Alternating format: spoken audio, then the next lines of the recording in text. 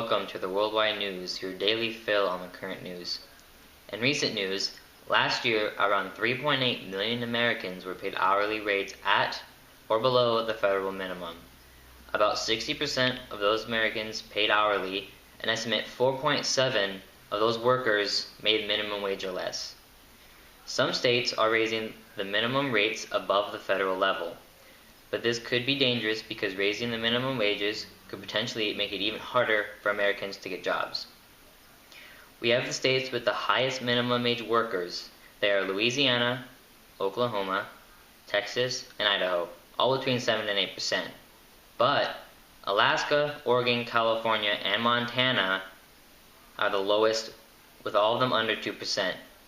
If the minimum wages are raised, then workers could get laid off because their bosses would not want them to pay more money hourly, so they'd end up just laying off Americans, thus not helping the economy.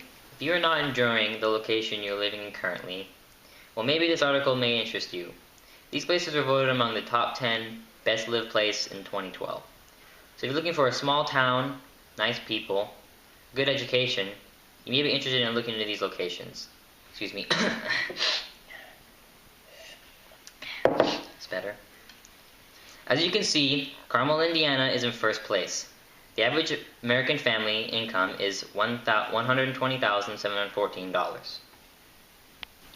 Here's a table of the top 10 best places to live in 2012. These locations were chosen from their financial history, education, housing, and many more. If you're looking for a new place to live and tired of your old living arrangements, you may want to look into these top 10 locations. In other news, did you know that sitting down less can reduce the chance of getting diabetes than exercise? Diabetes reflects a problem in the body with the hormone insulin, which regulates blood sugar. The condition happens when the body can't use the insulin that it produces effectively, or when the pancreas doesn't produce enough of the hormone.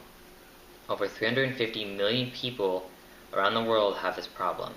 Henson, of the Diabetes Research Unit in the University of Leicester, conducted a study and research put accelerometers on 878 patients to see how they moved or didn't move, and monitored if they took breaks and sat down. From those studies, it showed that people who suffered from type 2 diabetes worsened when they were taking longer breaks, and in 2000, 275 million Americans were suffering from this disease. An estimate in 2025 that will increase by 85 million. Well, I hope you all enjoyed your news today, and we welcome you back tomorrow.